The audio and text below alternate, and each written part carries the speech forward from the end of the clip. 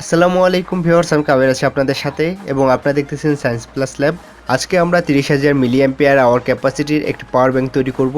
পাওয়ার ব্যাংকটি ব্যবহার করে আমরা একই সাথে 3টি মোবাইল চার্জ করে নিতে পারবো। খুব সহজেই 30,000 মিলি অ্যাম্পিয়ার ক্যাপাসিটির এই পাওয়ার ব্যাংকটি তৈরি করা সম্ভব। সম্পূর্ণ ভিডিওটিতে প্রসেসটি দেখিয়ে দিয়েছি যাতে করে আপনারা সম্পূর্ণ ভিডিওটি দেখে আমার মতো এরকম একটি পাওয়ার ব্যাংক তৈরি করে নিতে পারেন। ভিডিওটি ভালো লাগলে লাইক, শেয়ার এবং কমেন্ট করতে ভুলবেন না। আর আপনি যদি আমার চ্যানেলে নতুন হয়ে থাকেন তাহলে চ্যানেলটি সাবস্ক্রাইব করে নেবেন এবং পাশের নোটিফিকেশন বেলটি অন করে রাখবেন সকল আপডেট সবার আগে পাওয়ার জন্য। তাহলে চলুন ভিডিওটি শুরু করা যাক।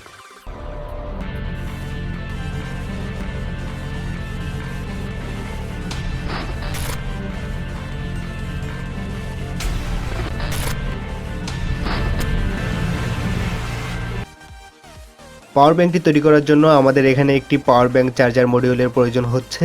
আমরা এখানে পাওয়ার ব্যাংক চার্জার মডিউল হিসেবে 5 ভোল্ট 1 এম্পিয়ারের একটি চার্জিং মডিউল ব্যবহার করছি।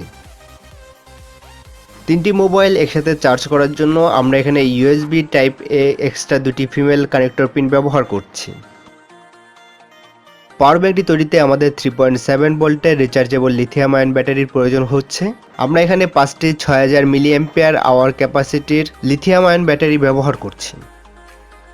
পাওয়ার ব্যাংকটির বডি তৈরিতে আমরা এখানে পিভিসি বোর্ড ব্যবহার করছি। আমরা এখানে পিভিসি বোর্ড হিসেবে 3mm পিভিসি বোর্ড ব্যবহার করছি।